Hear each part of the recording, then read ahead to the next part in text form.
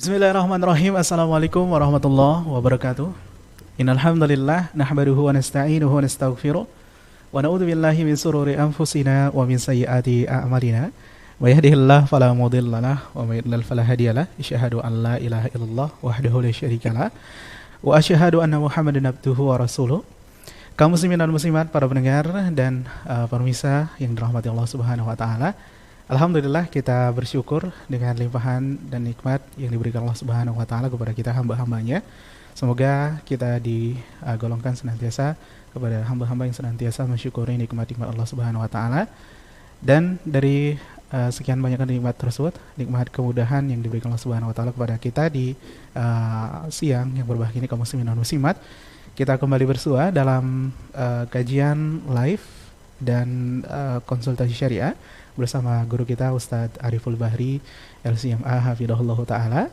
Seperti biasa, Sabtu siang ini akan kita dengarkan. Dan kali ini dalam edisi Sabtu 7 Syawal 1441 Hijriah, atau bertepatan pada tanggal 30 Mei 2020.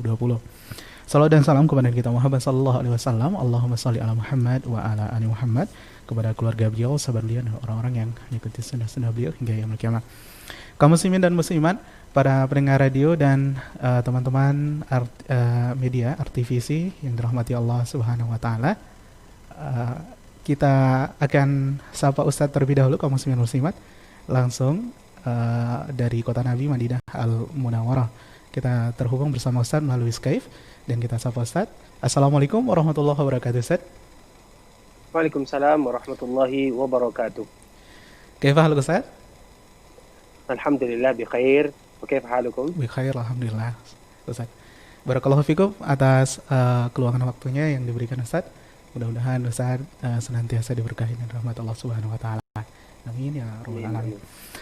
Kaum muslimin dan muslimat, para pemirsa dan pendengar radio yang dirahmati Allah Subhanahu wa taala, seperti biasa nanti untuk beberapa menit kita akan dengarkan materi kajian yang akan disampaikan, dan untuk selanjutnya nanti kita akan memanfaatkan untuk mengangkat pertanyaan-pertanyaan yang antum dapat hubungi kami baik melalui telepon dan WhatsApp.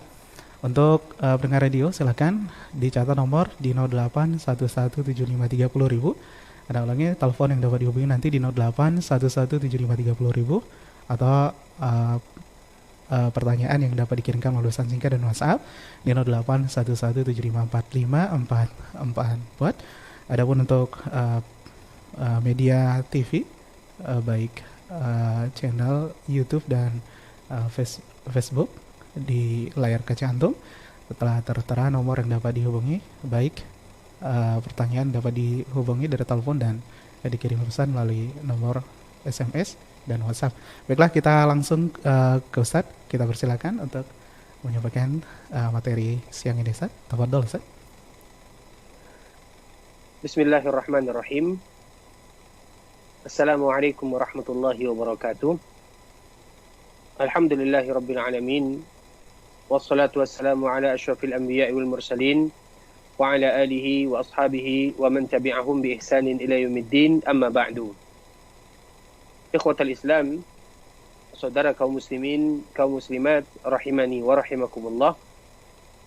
Tidak henti-hentinya kita senantiasa bersyukur kepada Allah Subhanahu wa taala. Lisan dan lidah kita ini senantiasa berzikir mengingat Allah Subhanahu wa taala dalam rangka memuja dan memuji Allah Subhanahu wa taala. Dan semoga dengan demikian kita termasuk di antara hamba-hamba Allah Subhanahu wa taala yang senantiasa bersyukur terhadap pemberian yang Allah berikan, kemudian bersabar terhadap musibah yang ditimpakan, kemudian beristighfar terhadap segala kesalahan yang kita lakukan. Kemudian salawat beriringkan salam semoga tetap tercurahkan buat baginda Rasulullah sallallahu alaihi wasallam, seorang nabi akhir zaman, junjungan kita bersama, yang telah menyampaikan syariat Islam kepada kita semuanya, dan tidak satu pun di antara syariat Islam yang tidak disampaikan baginda Rasulullah sallallahu alaihi wasallam. Tinggal kewajiban kita sebagai umat Nabi sallallahu alaihi wasallam mengambil warisan yang telah diwariskan Nabi kepada kita sebagai umatnya. Karena beruntung mereka yang senantiasa mengambil warisan, dan siapa pula yang tidak beruntung ketika mereka mengambil warisan yang mana warisan itu adalah warisan Rasulullah sallallahu alaihi wasallam, yang tidak lain tidak bukan adalah agama yang dibawa oleh Rasulullah sallallahu alaihi wasallam. Allahumma salli ala Muhammad wa ala ali Muhammad kama sallaita ala Ibrahim wa ala ali Ibrahim innaka Hamidum Majid. Ikhwatal Islam, saudara kaum muslimin, kaum muslimat, rahimani wa rahimakumullah. Sebelumnya kita mengucapkan taqabbalallahu minna wa minkum salihal a'mal wa kullu amin wa antum bikhair. Semoga di bulan Syawal ini atau di awal-awal bulan Syawal, di mana sebelumnya kita melakukan puasa Ramadan, Allah Subhanahu wa taala berbagi dan membagikan hadiah kepada kita semuanya. Banyak pahala yang akan kita dapatkan. Nah, ketika kita berada di bulan Ramadan, ketika kita berada di bulan Syawal, kita harus mengetahui bahwa bulan Syawal tersebut bukan berarti tidak sama ketika kita melakukan ibadah di bulan Ramadan, bukan berarti di bulan Syawal kita kendur dan kita lemah di dalam beribadah kepada Allah Azza wa Jalla.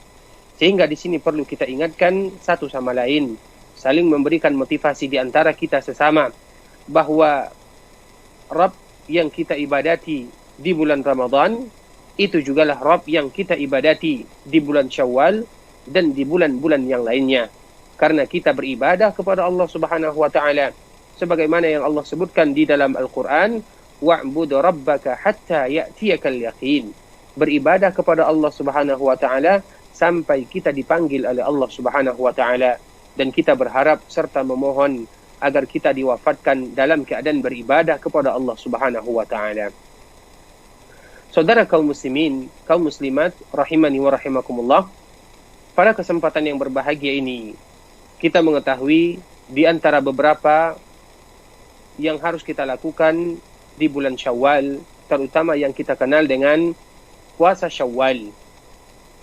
Rasulullah sallallahu alaihi wasallam menyebutkan, barang siapa yang berpuasa di bulan Ramadan, maksudnya mereka melakukan ibadah puasa 30 hari atau 29 hari di bulan Ramadan, puasa penuh di bulan Ramadan, thumma atba'ahu sittan min Syawal, kemudian diikutkan dengan 6 hari di bulan Syawal, fakana, maka seolah-olah dia yasumud dahr, seolah-olah dia berpuasa 1 tahun penuh. Di sini ada beberapa poin yang harus kita lakukan dan yang harus kita katakan, ikhwatal Islam, rahimani wa rahimakumullah. Poin yang pertama, yaitu barang siapa di antara mereka yang berpuasa di bulan Ramadan, mereka menyempurnakan ibadah puasanya. Dari sini dapat kita ambil pelajaran. Kalau seandainya ada sebahagian kaum muslimin, mereka tidak menyempurnakan ibadah puasa di bulan Ramadan, seperti mereka sakit, atau mereka musafir, atau wanita yang mendapatkan halangan, sehingga menyebabkan mereka tidak bisa menyempurnakan ibadah Ramadan 30 atau 29 hari, maka kewajiban mereka pertama adalah mengqadha puasa yang tadi ditinggalkan. Karena Nabi SAW menyebutkan barang siapa yang berpuasa di bulan Ramadan, dan kita tahu puasa yang disebutkan Nabi SAW adalah puasa sepenuhnya di bulan Ramadan. Thumma atba'ahu sittan min Syawal, kemudian diikutkan atau diikuti dengan 6 hari di bulan Syawal, maka seolah-olah dia berpuasa 1 tahun penuh. Jadi yang pertama yang harus kita lakukan adalah berpuasa di bulan Ramadan, atau menyempurnakan ibadah puasa di bulan Ramadan. Sehingga dari sini kita tahu, ikhwatah rahimani wa rahimakumullah, barang siapa di antara kita yang belum menyempurnakan puasa Ramadan, atau barang siapa di antara kita yang ingin mengganti puasa di bulan Ramadan yang pernah ditinggalkan karena halangan syariat atau halangan secara fisik kita, maka kewajiban pertama adalah menyempurnakan ibadah Ramadan. Kita yang pertama kali adalah menyempurnakan ibadah Ramadan, baru kita melakukan puasa Syawal. Kenapa demikian? Karena berpuasa di bulan Ramadan atau mengganti puasa di bulan Ramadan yang ditinggalkan, hukumnya adalah wajib fardu ain. Dan bagaimanapun yang wajib di dalam kaidah Islam, apabila ada 2 hal yang bertentangan atau berada di dalam satu waktu, maka yang lebih kita dahulukan adalah melakukan sesuatu yang diwajibkan oleh Allah kepada kita. Kita contohkan hadis Nabi SAW supaya lebih jelas. Ketika seseorang melakukan ibadah salat sunat, kemudian muadzin berkumandang iqamah atau mengumandangkan iqamat, dan ada seseorang yang melakukan ibadah sunat, maka apa yang harus kita lakukan? Nabi SAW menyebutkan, apabila solat fardu ingin didirikan, maka hilang kewajiban kita untuk melakukan solat sunat tersebut. Kalau kita sedang berada di dalam solat sunat dan di awal-awal solat sunat tersebut, maka kita menutupi dan menyelesaikan seketika solat sunat supaya kita mendapatkan yang wajib. Kenapa? Karena bertentangan antara sunat dan wajib. Apabila ada bertentangan atau satu waktu antara sunnah dan wajib, maka yang kita dahulukan adalah puasa wajib. Dari sini dapat kita ambil pelajaran sebahagian kaum muslimin, wanita-wanita kaum muslimin, misalnya kalau mereka berhalangan datang bulan dan yang lain sebagainya, maka kewajiban yang pertama yang harus mereka lakukan adalah mengganti yang wajib. Kemudian kata Nabi SAW, "Tsumma atba'ahu sittan min Syawal." Kemudian baru diikutkan dengan 6 hari yang ada di bulan Syawal. Jadi poin pertama ikhwatal Islam, bahwa berpuasa di bulan Syawal hukumnya adalah sunnah. Sunnah yang dianjurkan dan sunnah yang ditekankan. Sedangkan berpuasa di bulan Ramadan adalah sebuah kewajiban, yang mana apabila harus berhadapan antara wajib dan sunnah, maka kita lebih mendahulukan yang wajib tersebut. Kemudian ikhwatal Islam, poin yang selanjutnya, kita juga mengetahui Nabi SAW menyebutkan, "Tsumma atba'ahu sittan." Kemudian mereka ikutkan dengan puasa 6 hari di bulan Syawal. Puasa 6 hari di bulan Syawal ini boleh kita lakukan baik secara berturut-turut atau boleh kita lakukan tidak berurutan. Intinya puasa ini dilakukan di bulan Syawal kapan saja, baik di awalnya, di pertengahan, di akhir. Misalnya dalam 1 minggu 1 kali atau 2 kali kita berpuasa, intinya boleh bebas kita melakukan puasa Syawal. Apakah dengan berurutan atau tidak berurutan, selama bulan tersebut adalah bulan Syawal, maka boleh bagi kita untuk melakukan puasa yang demikian. Kemudian ikhwatal Islam rahimani wa rahimakumullah, juga poin yang ketiga yang kita sampaikan pada kesempatan yang berbahagia ini. Kenapa Nabi SAW menyebutkan barang siapa yang berpuasa di bulan Ramadan kemudian diikutkan dengan puasa 6 hari di bulan Syawal, seolah-olah dia berpuasa 1 tahun penuh. Kita mengetahui pahala minimal yang Allah Subhanahu wa taala berikan kepada seorang hamba, apabila seorang hamba melakukan kebaikan, maka Allah akan membalas kebaikan tersebut dengan 10 kali lipat. Kita mengetahui ketika kita berpuasa di bulan Ramadan 30 hari, maka dikalikan 10, maka kita akan mendapatkan pahala sebanyak 300. Jadi seolah-olah ketika kita berpuasa di bulan Ramadan, seolah-olah kita berpuasa 300 hari. Coba bayangkan keutamaan yang diberikan oleh Allah Subhanahu wa taala. Kemudian ketika kita ikutkan 6 hari di bulan Syawal, 6 hari dikali dengan 10, seolah-olah kita berpuasa 60 hari. Ketika kita menjumlahkan 30 ditambah 6 menjadi 36, seolah-olah kita melakukan ibadah puasa sebanyak 360 hari. Dan kita mengetahui 360 hari sama jumlahnya dengan 1 tahun. Sehingga Nabi SAW menyebutkan, barang siapa yang berpuasa di bulan Ramadan kemudian diikut sertakan dengan berpuasa 6 hari di bulan Syawal, maka seolah-olah dia berpuasa 1 tahun penuh. Oleh karenanya ikhwatul Islam, saudara kaum muslimin, kaum muslimat, rahimani wa rahimakumullah, bagi kita yang diberikan kesempatan oleh Allah Subhanahu wa taala untuk bisa berpuasa di bulan Syawal, maka kita berpuasa di bulan Syawal. Namun kalau seandainya bagi kita yang belum sanggup untuk melakukan puasa di bulan Syawal, seperti kebanyakan muslimah yang ingin mengqadha puasanya, atau kita secara umum ingin mengqadha puasa kita, maka yang lebih kita dahulukan adalah mengqadha puasa atau menyelesaikan hutang-hutang kita yang mana kewajiban tersebut merupakan beban kewajiban kita. Nah, bagaimana seandainya kalau ada yang di antara kita yang bertanya, kita khawatir ketika kita mengqadha ibadah Ramadan yang kita tinggalkan, maka Syawal akan hilang dan hilang fadilahnya dan hilang keutamaannya. Maka jawabannya sebagaimana tadi yang telah kita sebutkan, bagaimanapun mengqadha puasa Ramadan hukumnya adalah wajib, dan sesuatu yang diwajibkan kepada kita dan kewajiban atau sesuatu yang wajib lebih kita dahulukan daripada yang sunnah. Semoga Allah Subhanahu wa taala senantiasa memberikan taufik dan barakah kepada kita semuanya, menjadikan kita hamba-hamba yang senantiasa beribadah kepada Allah Subhanahu wa taala kapan dan dimanapun, kita tetap senantiasa beribadah kepada Allah Subhanahu wa taala. Barakallahu fikum wa jazakumullahu khaira. Baik, barakallahu fikum wa jazakallahu khairan atas paparan materi yang disampaikan oleh Ustaz tadi. Mudah-mudahan bermanfaat untuk kita semuanya dan kaum muslimin dan muslimat rahimani rahimakallah. Kita masuk ke sesi tanya jawab atau konsultasi syariah. Kita mengundang antum yang ingin bertanya baik melalui telepon dan WhatsApp. Untuk telepon di 08117530.000 dan pertanyaan yang dapat dikirimkan melalui pesan singkat dan WhatsApp di 0811754544. Bila kaum muslimin dan muslimat, para pendengar radio dan pemirsa RTVC yang dirahmati Allah Subhanahu wa taala, kita mengangkat pertanyaan pertama yang telah masuk. Halo, assalamualaikum. Assalamualaikum. Waalaikumsalam warahmatullahi wabarakatuh. Dengan siapa di mana Bapak? Endang di Jalan Teropong. Iya Bapak, silakan Bapak. Assalamualaikum Pak Ustaz. Waalaikumsalam warahmatullahi wabarakatuh. Saya ingin bertanya, ini mungkin sedikit di luar apa yang pembahasan kita hari ini.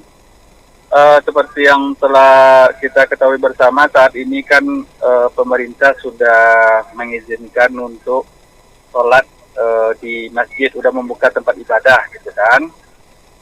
Terus pertanyaan saya, apakah nanti di masjid tempat kita beribadah itu pernah saya lihat safnya dijarangkan sekarang 1,5 meter gitu kan.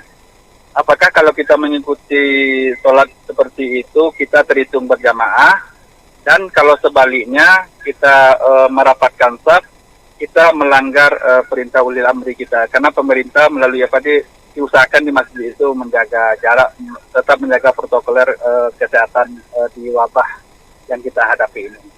Itu aja Pak Ustaz, terima kasih. Assalamualaikum warahmatullahi wabarakatuh.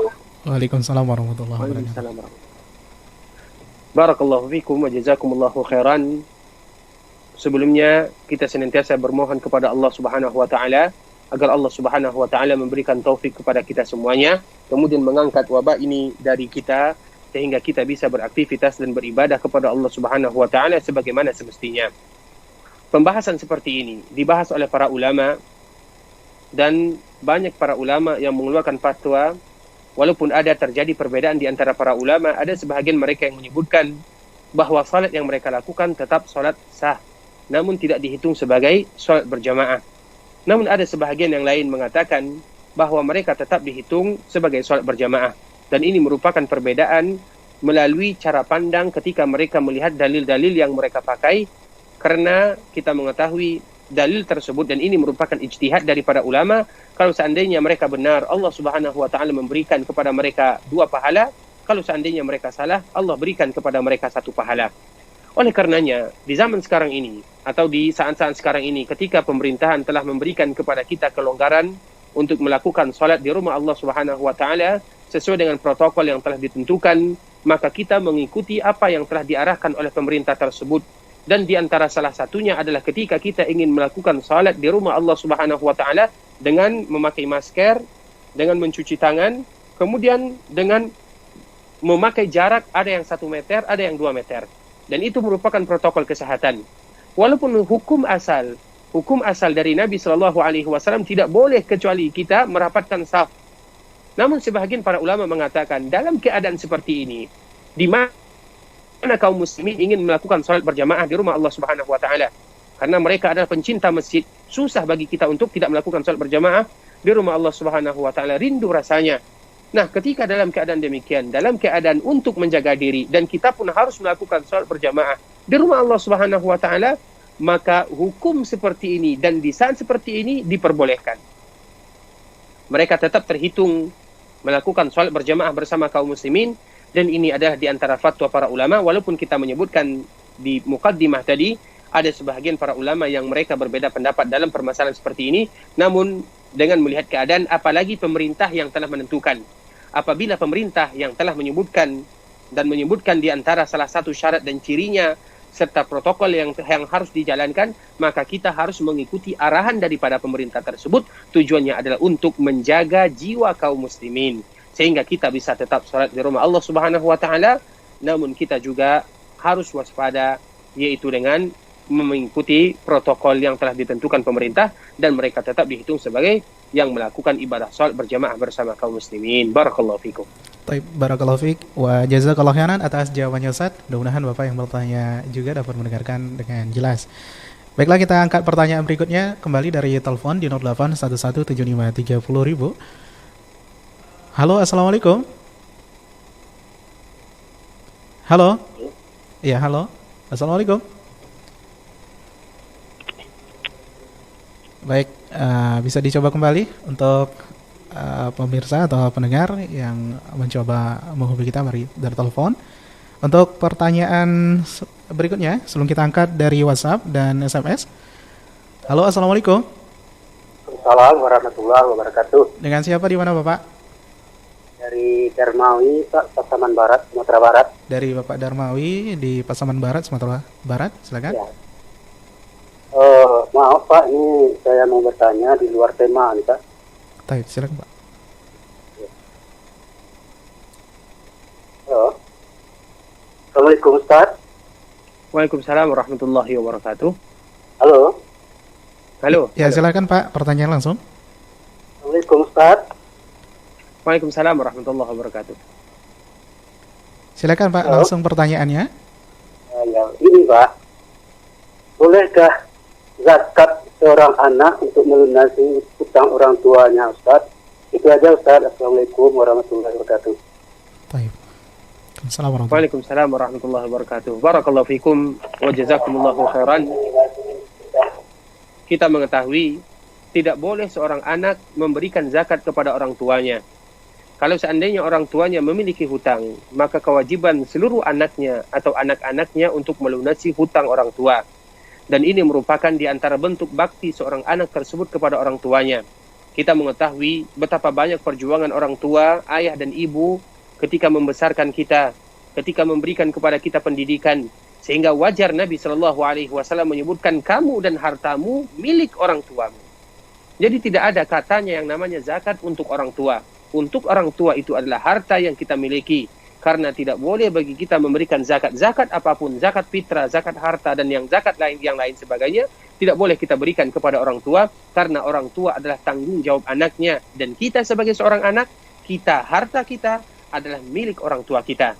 Dan kita juga harus mengetahui ketika kita, dan ini merupakan momen kita berbakti kepada orang tua kita, ketika orang tua kita berada di dalam kesusahan, maka kita berada di garis terdepan untuk menyelesaikan problema atau hutang yang melanda orang tua kita, dan kita yang membayarnya dan yang melunasinya dan bertanggung jawab untuk membayarnya, karena mereka adalah orang tua kita. Dan semoga anak-anak kita pun nantinya dengan kita berbakti kepada orang tua kita, anak-anak kita pun juga berbakti kepada kita, sebagaimana yang disebutkan oleh Umar bin Khattab radhiyallahu ta'ala anhu. Barakallahu fikum wa jazakumullahu khairan. Baik, syukran kasiran, barakallahu fiik atas jawabannya Ustaz. Dan juga Bapak yang bertanya tadi semoga dapat mendengarkan dengan jelas. Kita beralih ke pertanyaan berikutnya kaum muslimin dan muslimat. Untuk pertanyaan yang dapat dikirimkan melalui pesan singkat dan WhatsApp di 0811754544. Pertanyaan berikutnya dari WhatsApp. Bismillah, Ustadz, mohon penjelasannya. Jika tahun ini ibadah haji ditiadakan, lantas bagaimana dengan ibadah kurban di tanah air? Apakah tetap bisa dilaksanakan atau mengikuti meniadakan, Ustaz? Dapat dipahami, Ustaz? Barakallahu fikum wa jazakumullahu khairan. Kita mengetahui ibadah haji itu identik dengan tanah Makkah Al-Mukarramah. Karena haji dilakukan di Ka'bah Al-Musyarrafah, kemudian di Masyairil Haram seperti Mina, Arafah, dan Muzdalifah. Sehingga dikhawatirkan, dan ini belum ada keputusan secara resmi, apakah ibadah haji ditiadakan atau tidak ditiadakan, dan kita masih menunggu, dan semoga Allah Subhanahu wa taala memberikan kemudahan. Kita mengetahui ibadah haji berada di satu tempat dan belum ada keputusan sampai sekarang, karena kita mengetahui di antara salah satu pencegahan wabah yang sedang melanda adalah dengan tidak adanya perkumpulan. Dan kita tahu ibadah haji adalah perkumpulan yang sangat padat dan yang sangat banyak. 3 juta, 4 juta, bahkan 5 juta kaum muslimin yang ada di satu tempat. Yang tempatnya tidak terlalu besar. Yang mana kalau secara teori, secara medis atau secara ilmu kita, bahwa itu adalah penularan yang paling cepat. Sehingga kita tidak mengetahui keadaan yang ke depan, apakah haji ditiadakan atau tidak. Namun kita tetap berharap kepada Allah agar tetap ada pelaksanaan ibadah haji. Dan kaum muslimin mereka tetap bisa melaksanakan dan menunaikan ibadah haji di kota Makkah Al-Mukarramah, di Ka'bah Al-Musyarrafah.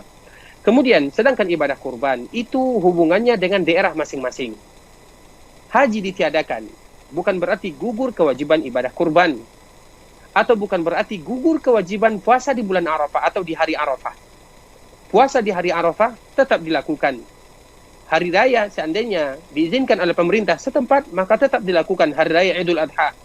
Dan kurban juga tetap diadakan. Kenapa demikian? Karena ini berada di tempat masing-masing, tergantung daerah masing-masing. Nah, di setiap daerah kaum muslimin, kita mengetahui mungkin tidak terjadi banyak perkumpulan seperti melakukan ibadah haji.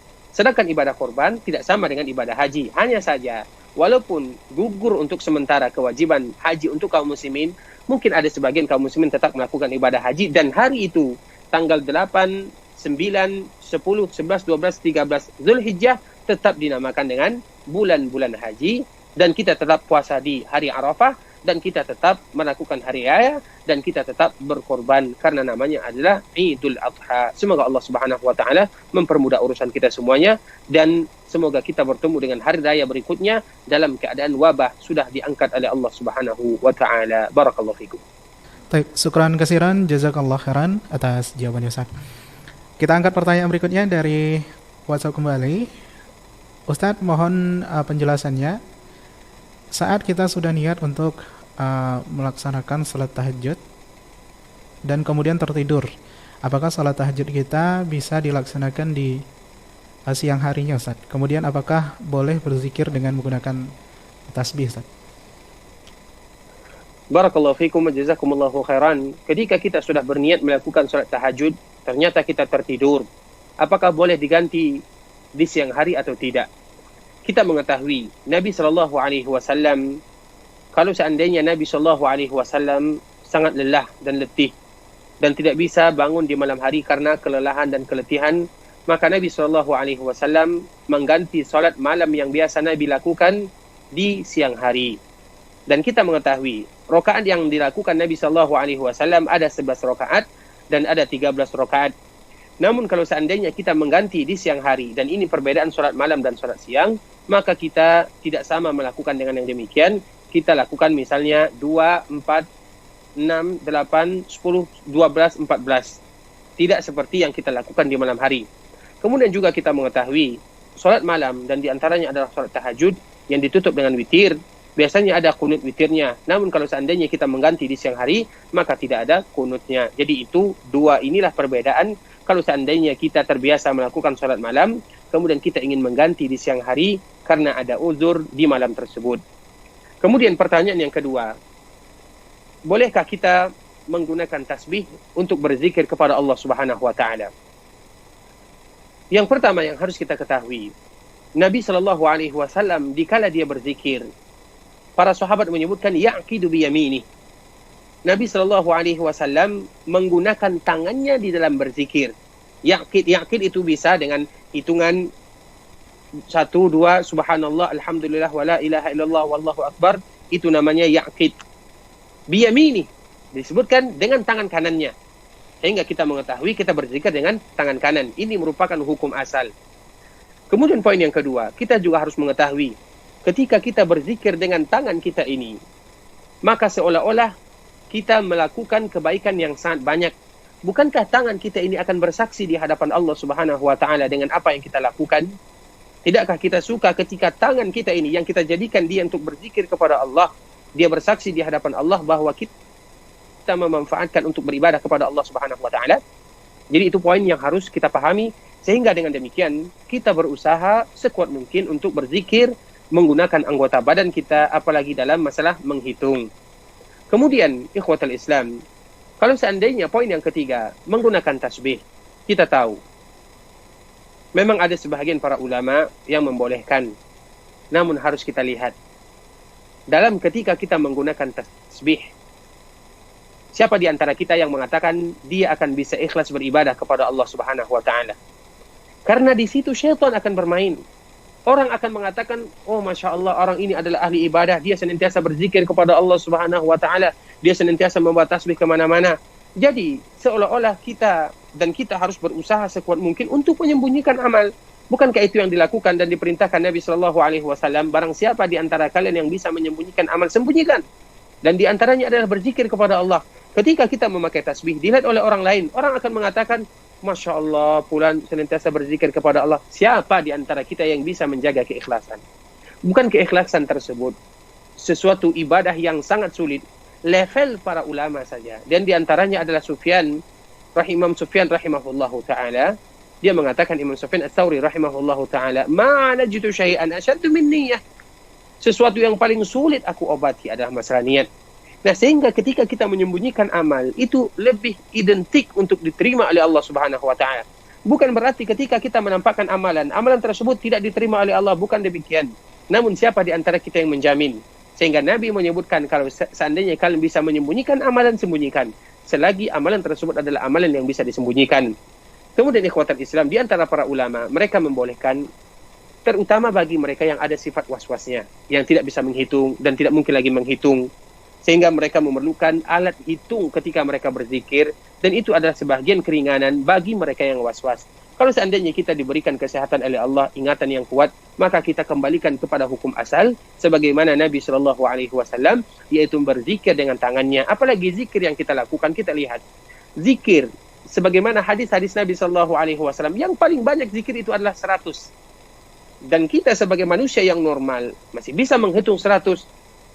Makanya zikir setelah salat 33, kemudian membaca la ilaha illallah 100 kali. Jarang di antara zikir yang disebutkan Nabi Shallallahu Alaihi Wasallam berzikir 1000 kali, 4000 kali, 5000 kali, 10.000 kali. Kenapa? Karena Nabi tahu keadaan kita, dan itu merupakan sesuatu yang sanggup kita melakukannya. Sehingga kita kembalikan kepada hukum asal, yaitu berzikir kepada Allah Subhanahu wa taala, yang mana tangan yang kita jadikan untuk berzikir dan untuk menghitung adalah sesuatu yang akan bersaksi di hadapan Allah Subhanahu wa taala. Kemudian poin yang selanjutnya, dan ini poin yang terpenting. Ketika kita berzikir dengan menggunakan anggota badan dan di antaranya adalah tangan, maka hati kita ini senantiasa terbangun. Kenapa demikian? Karena kita fokus untuk menghitung zikir tersebut, sehingga kelalaian itu sedikit. Sedangkan dengan menggunakan tasbih, banyak di antara kita yang bertasbih menggunakan tasbih, namun dia tidak tahu. Dan itu seolah-olah sudah menjadi kebiasaan saja, sehingga hatinya kurang terbawa untuk berzikir tersebut. Namun kalau seandainya kita menggunakan tangan, maka kita akan senantiasa berpikir, sudah berapa banyak saya bertasbih, sudah berapa jumlahnya, maka hati kita ini akan senantiasa terjaga dan terbangun. Namun oleh karenanya, ikhwatul Islam rahimani wa rahimakumullah, boleh menggunakan tasbih, terutama bagi mereka yang mungkin tidak lagi bisa menghitung atau banyak was-wasnya dan yang lain sebagainya. Namun kita sebagai manusia yang diberikan kesehatan oleh Allah Subhanahu wa taala, kita kembalikan kepada faedah yang disebutkan Nabi sallallahu alaihi wasallam. Semoga bermanfaat. Barakallahu fikum wa jazakumullahu khairan. Baik, syukran katsiran, jazakallahu khairan atas jawabannya Ustaz. Mudah-mudahan yang bertanya juga dapat mendengarkan dengan jelas. Kita beralih ke pertanyaan berikutnya, kaum muslimin dan muslimat, para pendengar radio dan pemirsa yang dirahmati Allah Subhanahu wa taala. Untuk telepon di 08117530.000. Halo, assalamualaikum. Halo. Halo, assalamualaikum. Assalamualaikum. Waalaikumsalam, Ustaz. Dengan siapa di mana, Bapak? Abu Ali dari Perawang, Ustaz. Abu Ali dari Perawang, Riau. Silakan pertanyaannya ringkas dan jelas. Assalamualaikum, Ustaz. Waalaikumsalam. Begini, Ustaz. Apakah faedah atau keutamaan dari puasa Nabi Daud? Dan kapan kita berniat? Apakah sama dengan niat puasa Ramadan sebelum subuh atau di siang hari? Barakallahu fikum. Assalamualaikum warahmatullahi wabarakatuh. Waalaikumsalam. Waalaikumsalam warahmatullahi wabarakatuh. Barakallahu fikum. Nabi sallallahu alaihi wasallam menyebutkan puasa yang paling bagus adalah puasa Daud, dan salat malam yang paling bagus adalah salatnya Nabi Daud alaihi salam.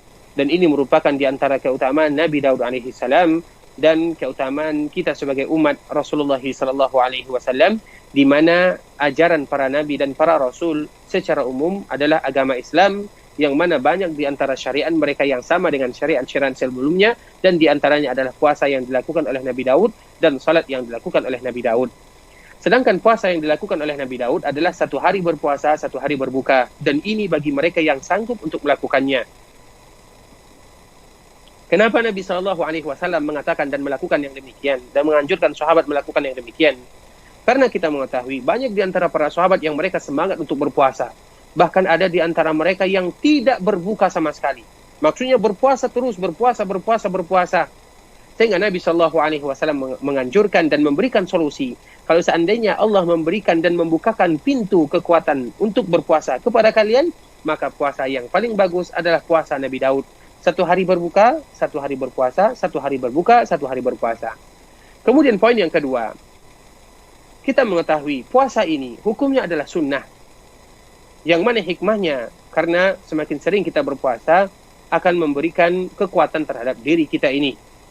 Dan banyak faedah yang kita ambil daripada ibadah puasa tersebut, dan diantaranya adalah memberikan kepada kita kesehatan dan menurunkan keinginan kita dan kecintaan kita kepada dunia, serta senantiasa berharap akan ampunan Allah Subhanahu wa taala, dan itu adalah faedah yang sangat agung sekali. Nah, ketika kita mengetahui puasa Daud ini hukumnya adalah sunnah, maka niatnya sama dengan puasa-puasa yang sunnah yang lainnya. Karena kita tahu perbedaan niat puasa wajib dengan puasa sunat. Kalau puasa wajib, niatnya sebelum salat subuh masuk, seperti puasa Ramadan atau puasa qadha yang mengganti puasa yang ditinggalkan di bulan Ramadan. Niatnya sebelum sahur atau sebelum masuknya waktu subuh.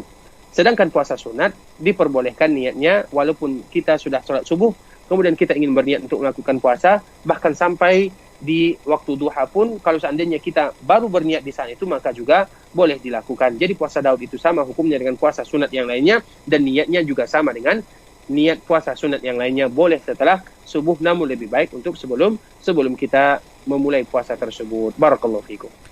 Jazakallah khairan atas jawabannya Ustaz.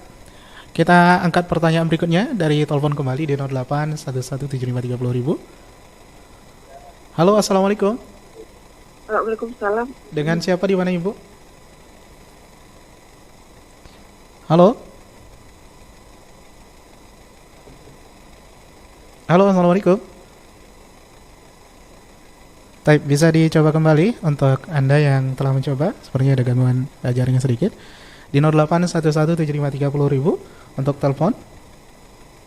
Halo, assalamualaikum. Waalaikumsalam warahmatullahi wabarakatuh. Dengan siapa, di mana Bapak?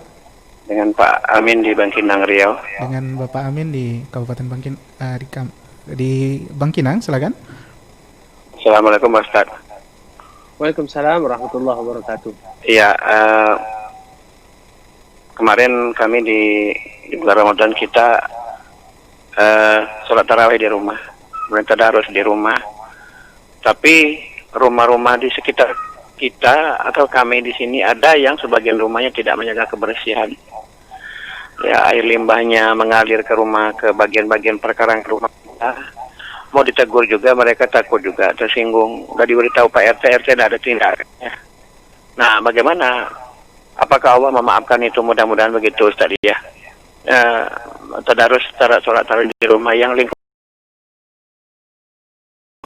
Ustaz, jawabannya Assalamualaikum warahmatullahi wabarakatuh. Waalaikumsalam. Assalamualaikum warahmatullahi wabarakatuh.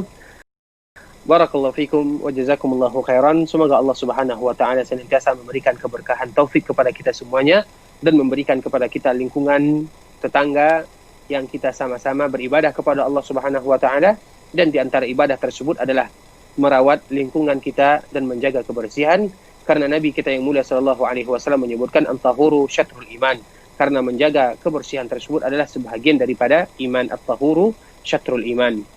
Kemudian ikhwatal Islam, terutama kepada bapak kita yang bertanya, kita mengetahui di sini ada 2 poin pertanyaan. Yang pertama, ibadah yang dilakukan. Yang kedua, sikap tetangga yang tadi telah mungkin secara pribadi telah merugikan lingkungan kita bersama. Dan ini merugikan lingkungan dengan ibadah yang kita lakukan tidak ada hubungannya. Ketika kita sholat di rumah, sholat tarawih di rumah, kemudian tadarus di rumah, beribadah di rumah, sholat jamaah di rumah, maka itu tidak ada hubungannya dengan mungkin gangguan daripada tetangga tersebut. Hanya saja mungkin hubungannya ketika kita beribadah kepada Allah Subhanahu wa taala kita merasa risih. Karena tujuannya ketika kita beribadah di rumah adalah untuk menjaga dan melindungi jiwa kaum muslimin. Sedangkan tetangga kita mungkin memberikan mudarat kepada lingkungan dan yang lain sebagainya seperti air limbah.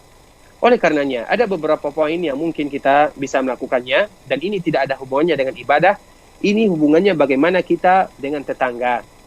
Kalau seandainya sudah kita laporkan kepada Bapak RT atau RW namun tidak ada tindakannya, maka mungkin kita laporkan ke bagian yang lebih atas. Karena alhamdulillah prosedur yang telah ditentukan oleh negara kita, kalau seandainya Bapak RT tidak bisa mengambil langkah yang harus dia lakukan, maka mungkin kita juga melakukan dan melaporkan ke jenjang yang lebih tinggi. Namun ada poin yang harus kita ketahui ikhwatul Islam, dan ini sesuatu yang sangat sulit. Namun bisa jadi itu merupakan ladang pahala bagi kita, dan itu juga bisa merupakan bentuk Allah Subhanahu wa taala menggugurkan dosa kita semuanya.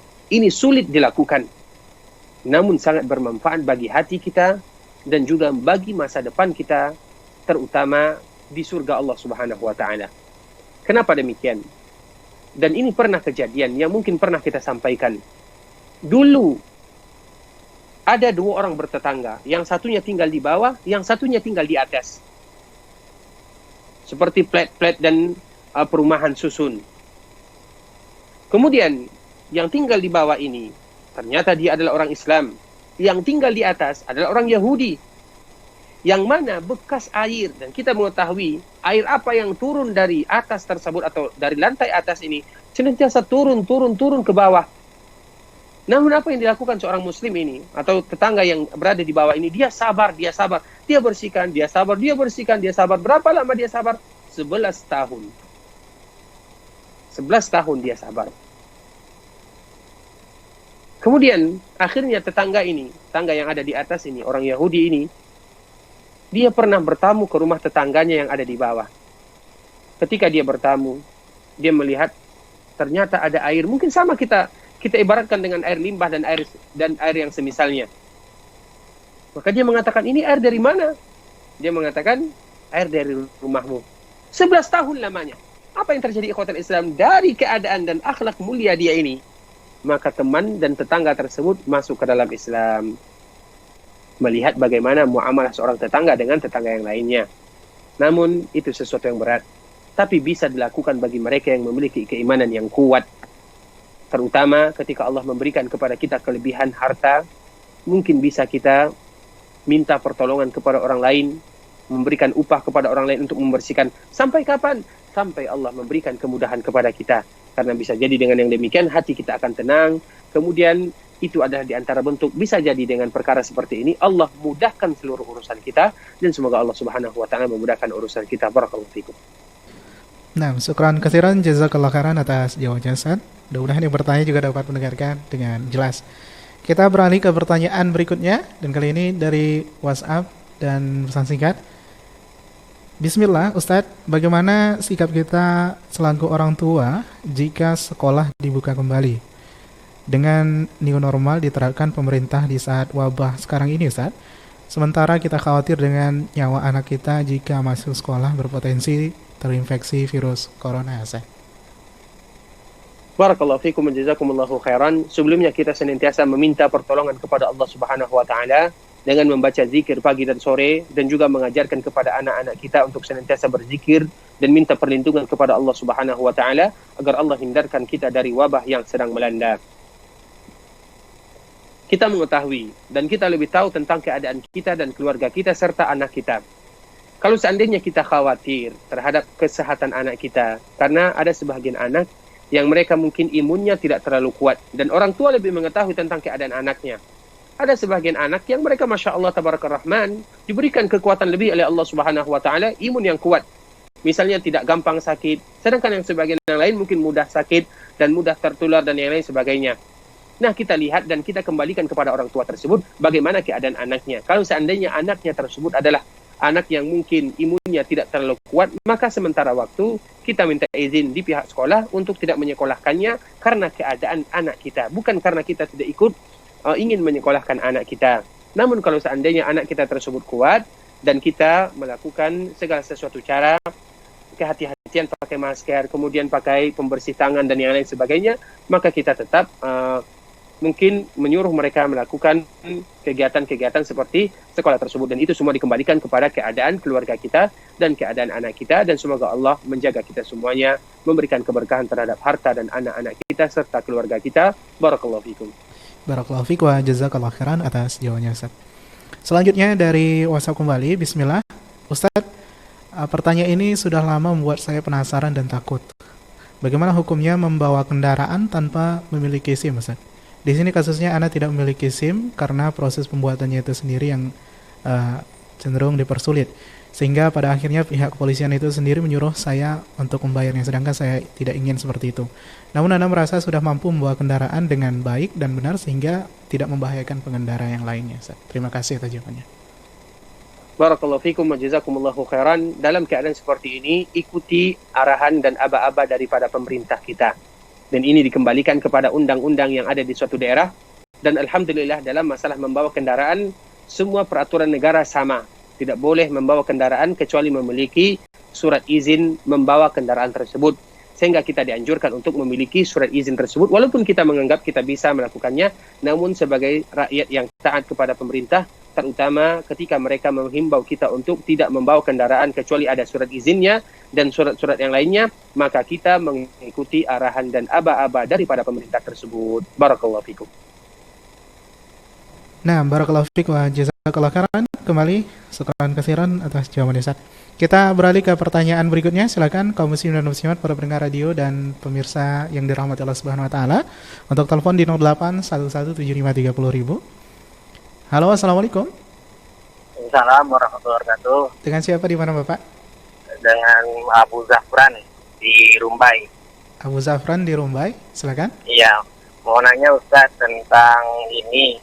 Kan selama COVID ini kan kita sholatnya di rumah. Namun ketika saya pulang kampung, di mana kondisi di kampung itu masyarakatnya sholatnya di masjid, sholat Jumatnya di masjid, bagaimana tuh Ustaz? Kemarin saya tetap juga sholat di rumah gitu kan, mengikuti arahan pemerintah, tidak ke masjid. Apakah sholat saya diterima atau bagaimana Ustaz? Lalu pertanyaan berikutnya Ustaz, tentang masalah ini juga. Biasanya kita kan sholatnya di masjid di awal waktu Ustaz. Tapi kalau di rumah kita mencoba untuk jemaah. Terkadang waktu jemaah itu terlalaikan Ustaz. Misalnya ada kegiatan-kegiatan kita tunggu dulu, sehingga biasanya zuhur itu jam 12:30, jadinya jam 1. Kadang sampai terlalai jam 1:30, seribu Ustaz. Tapi tetap berjamaah. Bagaimana hukumnya yang seperti itu Ustaz? Jazakallah khair Ustaz atas jawabannya. Assalamualaikum. Barakallahu fikum kepada bapak kita yang bertanya, Abu Zafran. Semoga Allah menjaganya, menjaga keluarganya dan menjaga kita semua. Jazakumullahu khairan. Kita mengetahui ketika kita berada di daerah kita sholat di rumah karena pemerintahan menghimbau kita untuk sholat di rumah. Kemudian ketika kita pulang kampung, biasanya kampung ini berbeda dengan kota. Kampung itu biasanya identik dengan imun lebih tinggi, kemudian biasanya jarang wabah yang datang dan sampai ke sana. Kalau seandainya keadaan kampung tersebut adalah aman-aman saja, bahkan pemerintahan setempat mengizinkan untuk sholat di masjid, maka dipersilakan untuk sholat di masjid. Namun kalau kita ingin menjaga jiwa dan ingin menjaga karena masih ada kekhawatiran untuk menjaga keselamatan jiwa kita, karena kita tidak mengetahui wabah itu adalah sesuatu yang tidak terlihat, maka itu juga diperbolehkan selama itu adalah arahan daripada pemerintah, sehingga sholat kita tetap diterima oleh Allah Subhanahu wa taala dan kita tetap melakukan ibadah sholat berjamaah di rumah masing-masing bersama keluarga. Karena kita mengetahui sholat berjamaah di masjid ataupun tidak di masjid tetap diterima, hanya saja keutamaannya yang berbeda. Namun kalau seandainya keadaan demikian, maka boleh bagi kita untuk tetap sholat di rumah, apalagi masih ada rasa was-was dan apalagi pemerintah pada saat itu masih mengumumkan untuk sholat di rumah. Kemudian poin yang kedua, ketika kita sholat di rumah, kadang-kadang kita melakukan sholat berjamaah tidak seperti biasanya. Seperti tadi yang disebutkan, kadang kita sholat jam 1, jam 1.30, bahkan jam 2. Ketahuilah, sholat itu ada waktunya. Selama kita masih melakukan ibadah sholat di waktunya, maka sholat kita tetap seperti biasa dan tidak terhitung sebagai orang yang lalai. Bukankah hadis yang diriwayatkan oleh Imam Bukhari, hadis Imamatu Jibril, yaitu ketika Jibril alaihi salam menjadi imam untuk Nabi kita yang mulia sallallahu alaihi wasallam. memberitahukan mana waktu salat tersebut. Seperti kita ambil saja salat zuhur. Salat zuhur, dari masuknya zuhur setelah zawal sampai bayangan kita 2 kali panjang daripada kita. Waktunya lama, maksudnya sebelum waktu asar. Apa kata Jibril kepada Nabi kita Muhammad SAW? Ini adalah waktu salat untukmu dan untuk umatmu. Ma baina hadaini waktun laka wa li ummatik. Ini adalah waktu untukmu dan untuk umatmu. Maksudnya waktu tersebut adalah waktu salat. Sehingga ketika kita salat berjamaah terutama dalam keluarga, maka itu termasuk kita melakukan ibadah salat di dalam waktunya walaupun kita salat jam 2. Selama kita berjamaah bersama keluarga. Dan kita tidak termasuk ke dalam hadis atau firman Allah, fawailul lil musallin, celaka bagi mereka yang salat. Karena mereka yang celaka tersebut, mereka yang salat di luar waktu, bukan di dalam waktu. Bukankah hadis Imam atau Jibril menyebutkan waktu yang diajarkan kepada Nabi SAW tersebut? Hanya saja hadis Nabi yang lain menyebutkan bahwa salat di awal waktu lebih utama. Namun tetap kita mendapatkan pahala dan kita tidak termasuk mereka yang melalaikan ibadah salat selama berada di dalam waktunya. Barakallahu fikum. Taib, syukran kasiran, jazakallah khairan atas jawabannya Ustaz. Kita angkat pertanyaan berikutnya dari telepon.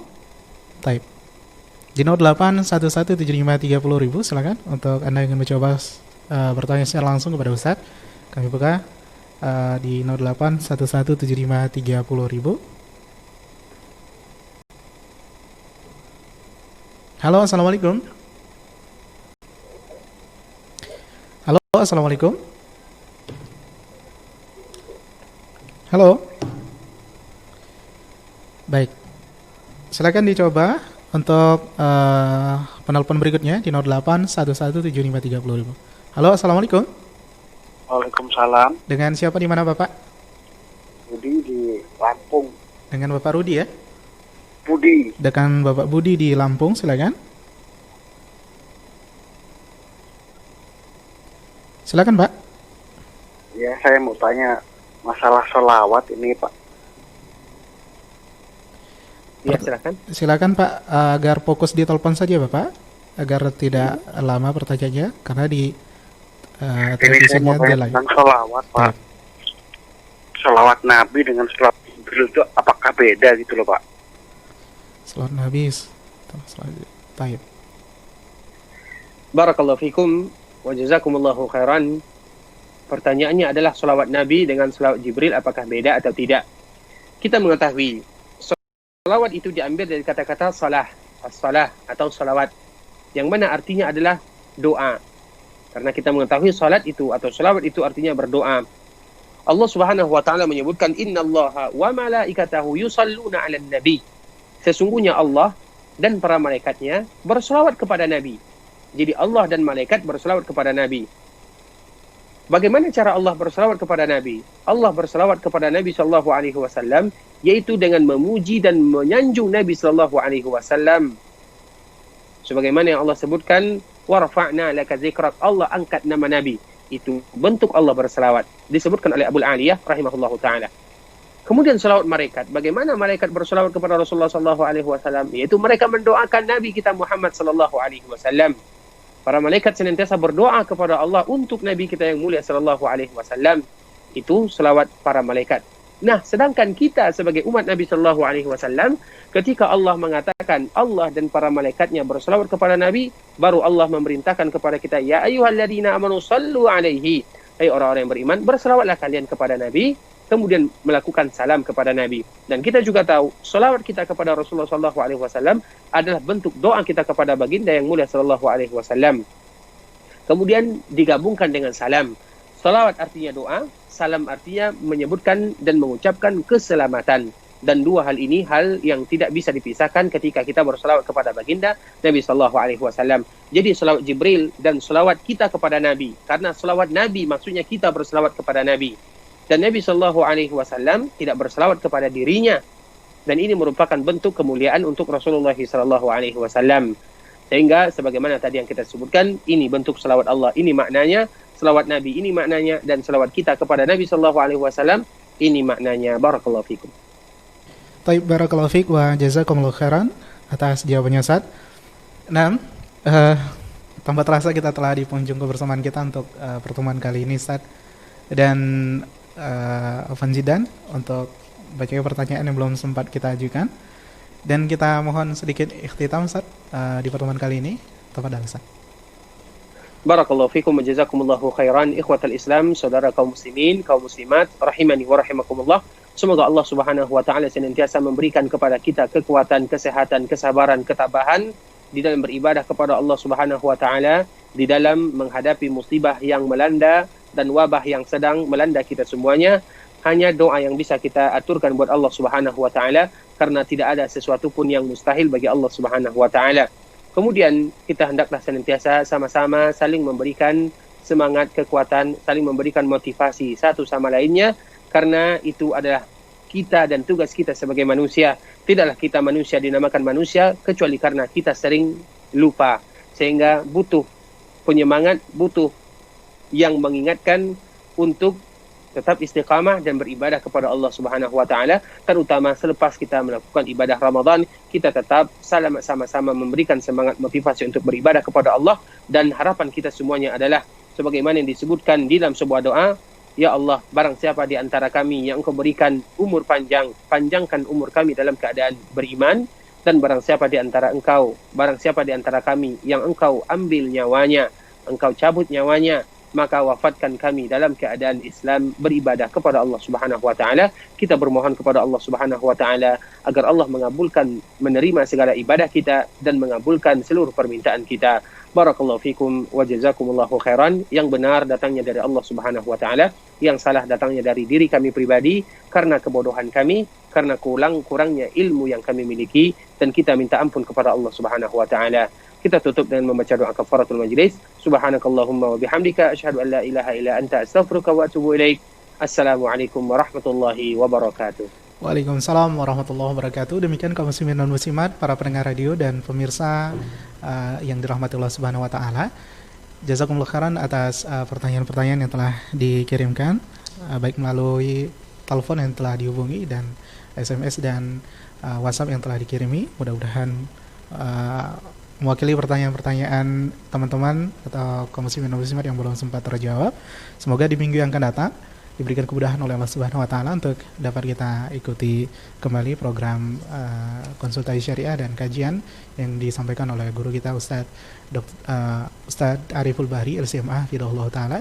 Kita liput atau kita bergabung bersama Ustadz tadi melalui Skype dari kota Nabi Madinah Al-Munawwarah. Mudah-mudahan bermanfaat dari program kajian kali ini, dan kita tutup dengan salam. Assalamualaikum warahmatullahi wabarakatuh.